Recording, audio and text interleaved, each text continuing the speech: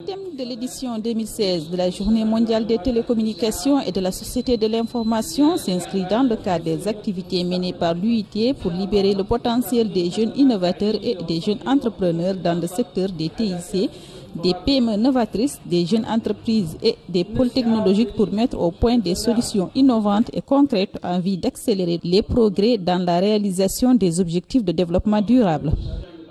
Cette activité rentre dans le cadre de la célébration mondiale de la Journée internationale des télécommunications. Elle porte sur l'entrepreneuriat des jeunes. On a organisé un mini-challenge pour encourager les jeunes dans le domaine des technologies nouvelles, pour encourager un peu l'innovation. Donc c'est pour un peu encourager la jeunesse dans ce cadre-là, pour aussi informer le public par rapport aux technologies nouvelles qui ont vraiment un rôle important pour le développement des TIC au niveau de la Mauritanie. Les TIC sont des outils déterminants pour l'amélioration de la gouvernance et des services en zone rurale. Elles permettent d'assurer des soins de santé communautaires et de donner accès à l'éducation, a expliqué M. Amamatullah Ahmed.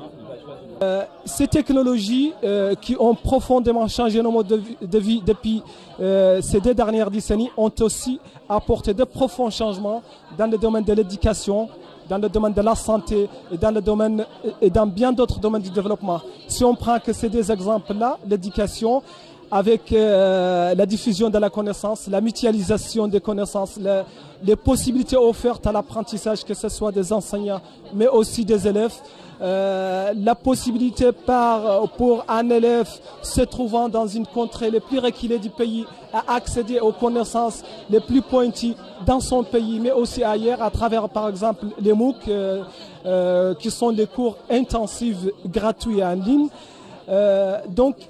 Ces technologies permettent vraiment une révolution dans le domaine de la connaissance qui est aujourd'hui à l'œuvre et qui aujourd'hui participe au développement dans beaucoup de pays et dans la nôtre en particulier. Le deuxième exemple, c'est la santé, et en particulier la télémédecine qui permet une mutualisation des moyens.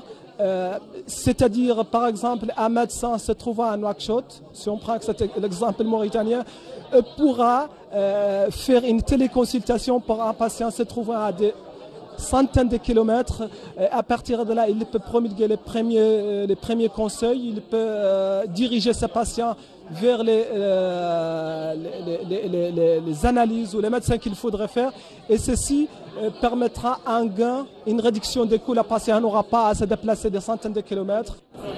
Il faut noter que les entrepreneurs du secteur des TIC jouent un rôle déterminant pour assurer une croissance économique durable et inclusive. Ils participent dans ce cadre à l'élaboration des solutions novatrices fondées sur les économies à l'échelle mondiale, régionale et nationale et constituent un réservoir important de nouveaux emplois, en particulier pour les jeunes dans l'actuelle économie du savoir.